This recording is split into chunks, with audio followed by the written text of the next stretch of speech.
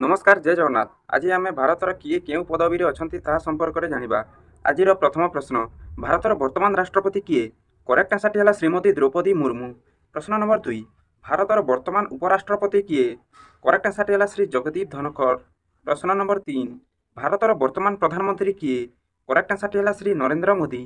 प्रश्न नंबर 4, वर्तमान भारतर सर्वोच्च न्यायालय मुख्य विचारपति किए? करेक्ट आंसर है श्री धनंजय यशवंत चंद्रचूड़। प्रश्न नंबर 5, भारतर वर्तमान गृहमंत्री किए? करेक्ट आंसर है श्री अमित शाह। प्रश्न नंबर 6, भारतर वर्तमान अर्थमंत्री किए? करेक्ट आंसर है श्रीमती निर्मला सीतारमण।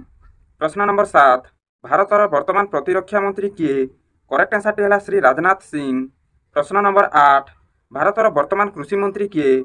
करेक्ट आंसर है श्री शिवराज सिंह चौहान। प्रश्न नंबर 9, वर्तमान भारतर लोकसभार बाचस्पति किए? करेक्ट आंसर है श्री ओम बिरला। प्रश्न नंबर 10, वर्तमान भारतर मुख्य निर्वाचन आयुक्त किए? करेक्ट आंसर है श्री राजीव कुमार। प्रश्न नंबर 11, वर्तमान भारतर मुख्य सूचना आयुक्त किए? करेक्ट आंसर है श्री हीरालाल सामरिया। प्रश्न नंबर 12, भारतर वर्तमान शिक्षा मंत्री किए? करेक्ट आंसर है श्री धर्मेंद्र प्रधान। प्रश्न नंबर 13, भारतर वर्तमान वैदेशिक व्यापार मंत्री किए? करेक्ट आंसर है डॉक्टर एस जयशंकर। प्रश्न नंबर 14, भारतर वर्तमान रेल मंत्री किए? करेक्ट आंसर है श्री अश्विनी वैष्णव। प्रश्न नंबर 15, भारतर वर्तमान स्वास्थ्य मंत्री किए? करेक्ट आंसर है श्री जगत प्रकाश नड्डा। प्रश्न नंबर 16, वर्तमान आरबीआई गवर्नर किए? करेक्ट आंसर है श्री शक्तिकांत दास। प्रश्न नंबर 17, वर्तमान भारतर जातीय सुरक्षा परामर्शदाता किए? करेक्ट आंसर है श्री अजित डोभाल। प्रश्न नंबर 18, वर्तमान यूपीएससी चेयरमैन किए? करेक्ट आंसर है डॉक्टर मनोज सोनी। प्रश्न नंबर 19, वर्तमान भारतर कैबिनेट सचिव किए? करेक्ट आंसर है डॉक्टर टीवी सोमनाथन। प्रश्न नंबर 20, वर्तमान भारतर गृह सचिव किए? करेक्ट आंसर है श्री गोविंद मोहन। प्रश्न नंबर 21, वर्तमान भारतर अर्थ सचिव किए?